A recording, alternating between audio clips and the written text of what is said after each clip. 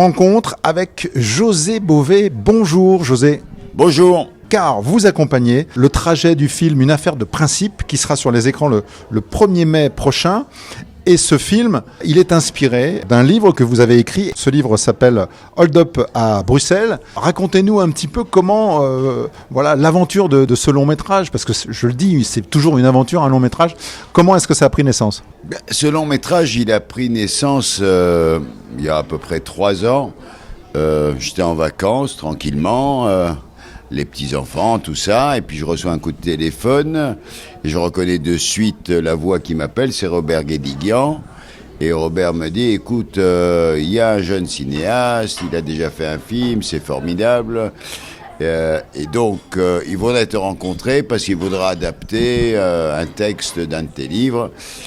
J'y écoute avec plaisir, tu lui donnes mon téléphone, et puis on prend rendez-vous. Et je dirais très rapidement, dans les semaines qui ont suivi, Antoine Rimbaud et son co-scénariste sont arrivés à la maison. Je les ai invités pour passer un week-end. Mon assistant de l'époque est venu aussi.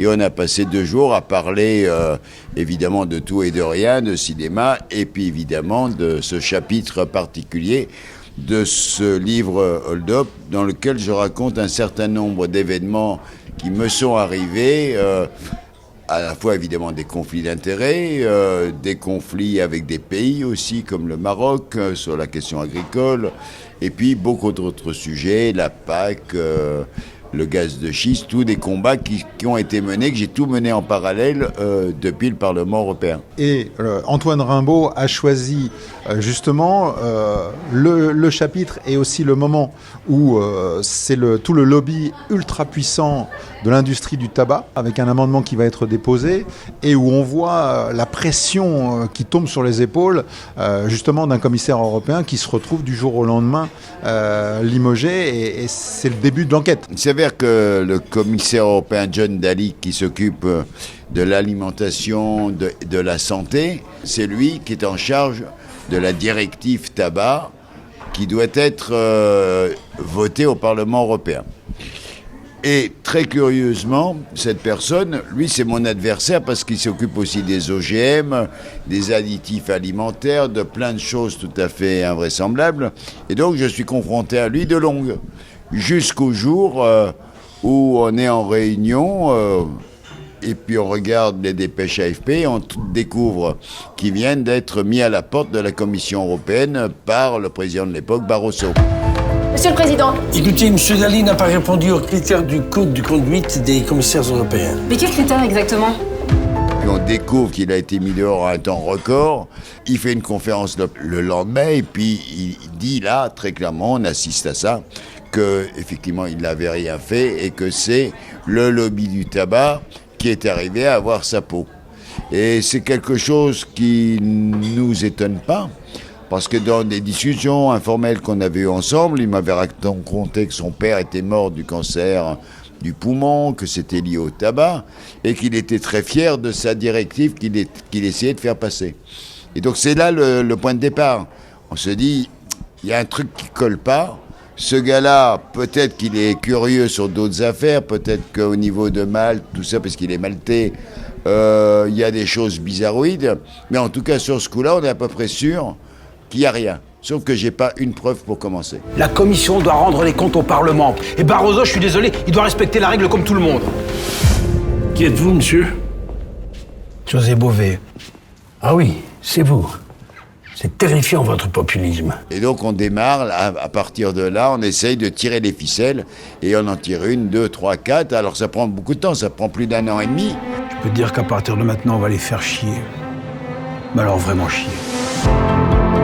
Hello, I'm José Bové, welcome. Il y a des moments où rien se passe, donc on attend, et puis comme on a tous les autres sujets en même temps, en fait on est toujours pris, mais chaque fois qu'on a un nouvel élément auquel on peut se raccrocher, on tire, et en fait on coince toute la machine, et la directive au final est votée en temps et en heure, et donc ça c'est bien, et un certain nombre de protagonistes sont démasqués.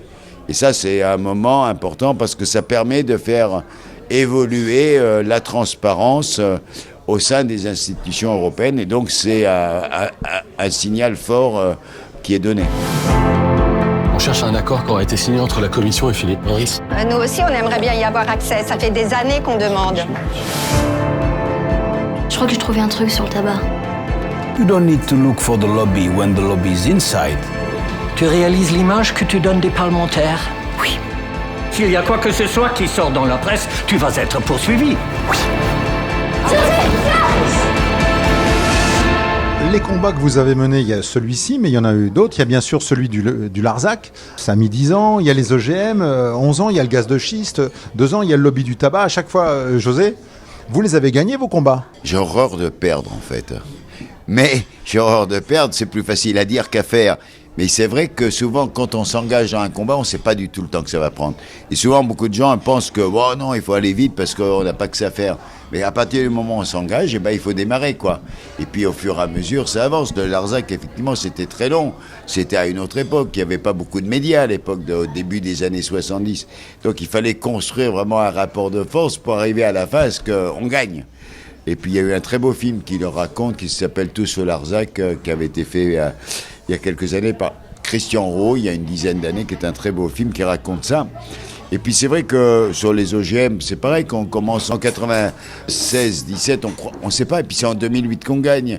Puis le gaz de schiste, ça va beaucoup plus vite, puisqu'ils ont peur, parce qu'il y a les sénatoriales, donc je dirais que ça fait partie de la vie, mais c'est vrai que en boutade, je dis non, j'aime pas perdre, mais en réalité, je fais tout pour pas perdre, quoi.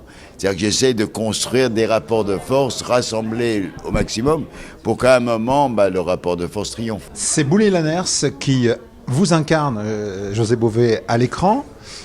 Qu'est-ce que ça fait déjà de se voir à l'écran dans un film, dans une fiction comme ça? Est-ce que c'est troublant? Qu'est-ce que vous avez ressenti? Alors, j'ai eu le temps de me préparer psychologiquement. D'abord, Boulay Lanners est venu à la maison. Donc on a passé un week-end et puis bon, on s'est entendu comme larron en foire. On a plein de points en commun sur les engagements, sur la vie quotidienne. Donc voilà, c'est quelqu'un avec qui ça a très bien marché. Et vraiment, on s'est retrouvés très liés en fait. Puis après, c'est vrai que la première fois qu'on voit le film fini, bien sûr, j'ai vu des bouts de film, des rushs et tout ça, le pré-montage. Mais là, c'est vrai que c'est un moment particulier parce que personne n'est quand même préparé à se voir interpréter, parce que c'est une interprétation tout à fait libre. C'est pas un clone, c'est pas mon clone. Il fait son interprétation avec sa propre démarche d'artiste. Même ma fille, qui l'a vu à Bordeaux l'autre jour pour la première fois, enfin ma seconde fille, elle m'a envoyé un petit texto après. Elle m'a dit, écoute, j'ai eu l'impression de te voir pendant 1h30. Et donc c'était beau compliment. C'était un très beau compliment pour Boulay Lanners et aussi pour Antoine, qui a bien, tous les deux ont senti un peu comme ma façon d'être, mais c'est pas moi et c'est en même temps moi. Donc c'est pour ça que quand Antoine m'a demandé si je voulais l'accompagner, si j'étais prêt à faire quelques dates, tout ça, je lui ai dit non, je sais pas quelques dates. On démarre ensemble et on va jusqu'au bout de la promotion, parce que je crois que c'est important aussi d'apporter ce soutien. Et puis voilà, on fait un tandem qui fonctionne très bien avec Antoine. Il a vécu avec moi pendant des années à faire son film.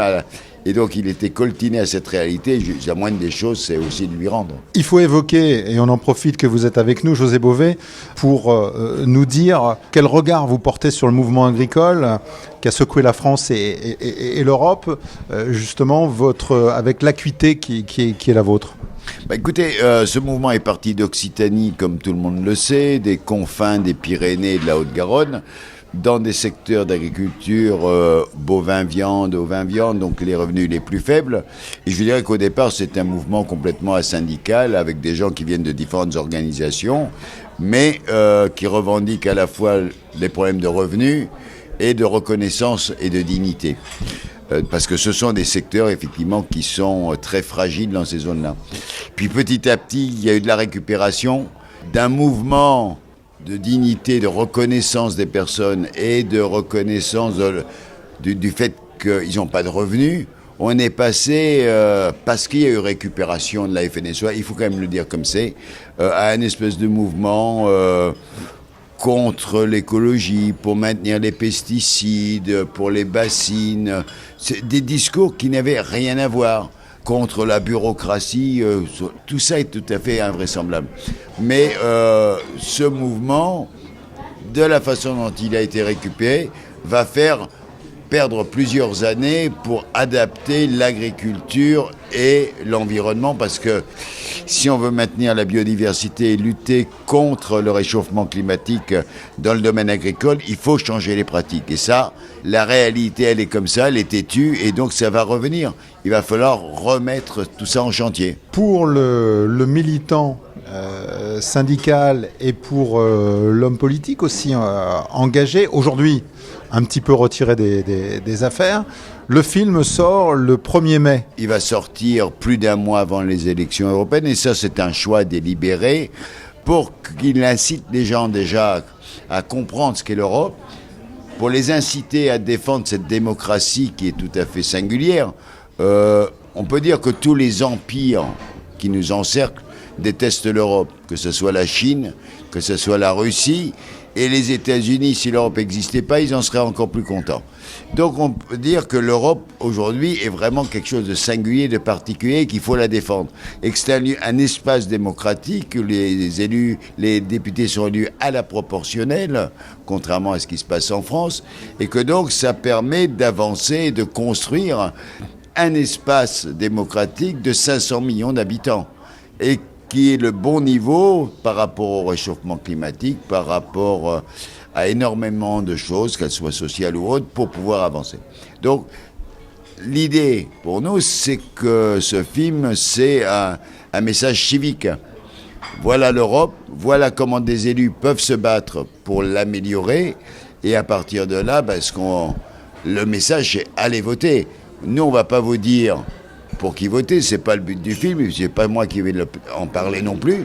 Simplement, je pense que les choses sont claires. On appelle clairement, malgré tout, les citoyens à voter pour continuer l'Europe, pour renforcer l'Europe, et évidemment pas pour la réduire comme certains voudraient. Merci beaucoup, José Bové. On le rappelle, donc une affaire de principe, c'est à voir sur les écrans à partir du 1er mai prochain. Merci à vous. Merci beaucoup et bon film.